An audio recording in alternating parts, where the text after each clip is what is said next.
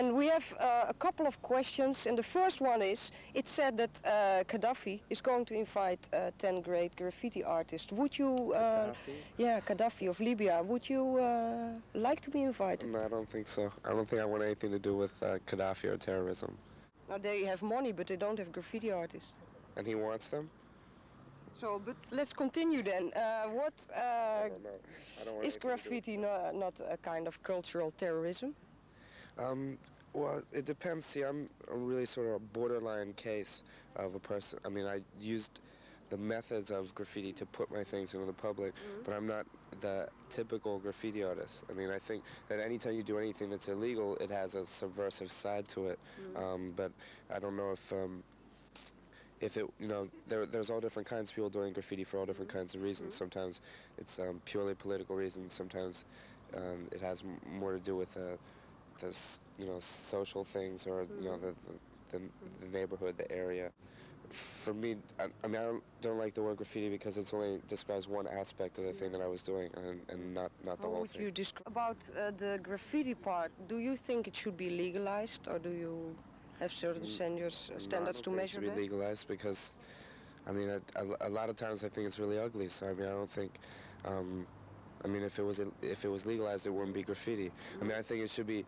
I think that it's much more outdoor paintings and murals and things should be encouraged, but that's not really legalizing graffiti. Graffiti technically means when you're doing it without permission. But I think, especially in New York, instead of what they did do in 79 and 80 and trying to just put more police on and try to clean the trains more and trying to put all this money into fighting it, if they would have done more things encouraging people to just give them other places to do it and give them an outlet for it, it would be a much more productive thing than just fighting. Because if they approach it like a fight, then it will continue like a fight. Because there's no way they can stop it. No. Legalizing murals. Yeah, it's not. Yeah, it has nothing to do with. I mean, it wouldn't be legalizing graffiti. It would be just giving people more. I mean, I think there's a lot of places that would look much better if they had a painting on them.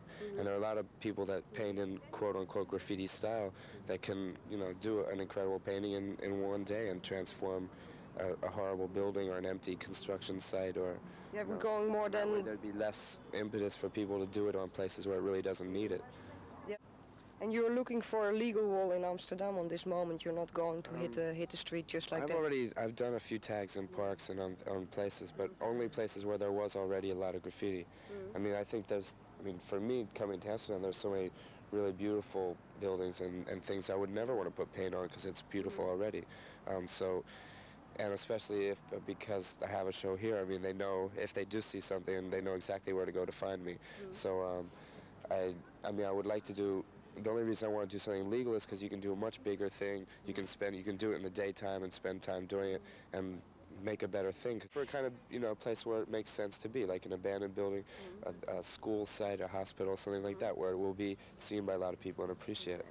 I don't think it's not about defacing or vandalism at all. It's about making it better.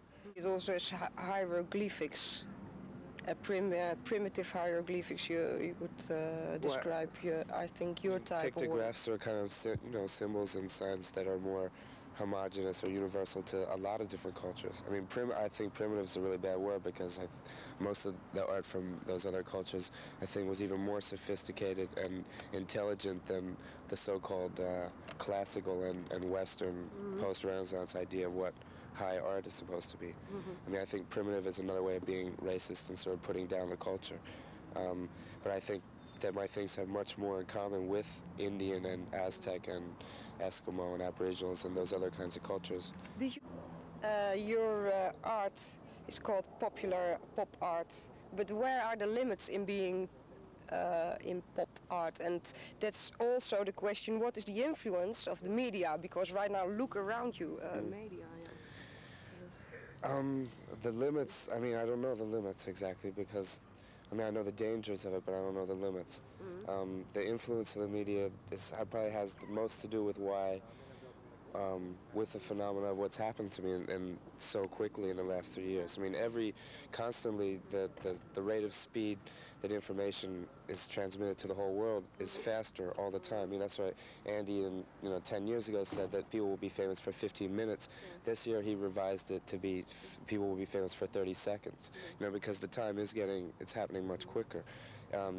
With that quickness, there's also the danger of being forgotten just as fast. The quicker things happen, the less people, the less it sinks in. I mean, people are bombarded with so much information so fast. But I think what has happened now is that it's really become much closer to the world that Marshall McLuhan talked of, when there is really a global culture, and something that happens in New York is known around the entire world within a matter of months because of satellites and magazines and video and radio. Okay, thank you very much. Welcome. I know what I